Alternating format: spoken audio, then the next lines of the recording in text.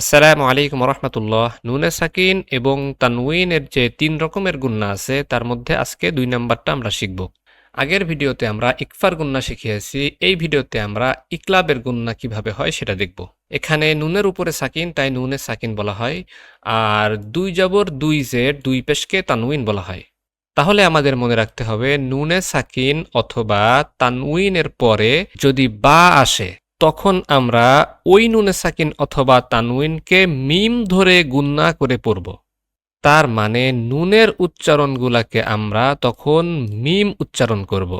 এখন আমরা উদাহরণগুলো লক্ষ্য করি, তাহলে আমরা ভালোভাবে বুঝতে পারবো। এখানে প্রথমে আছে মিম নুন জের মিন, আর নুন সাকিনের পরে এখানে আছে বা। তাহলে এখন এই নুন সাকিনকে মিম ধরে পড়তে হবে এবং গুন্না করতে হবে।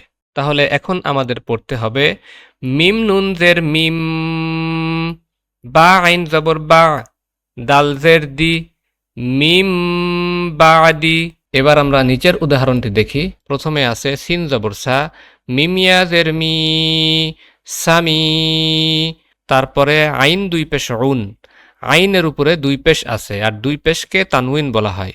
আর তানউইনের পরে বা আছে, এই জন্য এখানে হবে আইন ২ পেশ উম।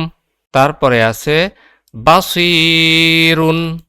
তাহলে একসাথে পড়তে হবে সামিউম বাসিরুন। বিস্তারিতভাবে শেখার প্রয়োজন হলে কমেন্টসে জানাবেন, আমরা আরও বিস্তারিতভাবে শেখানোর চেষ্টা করব ইনশাআল্লাহ।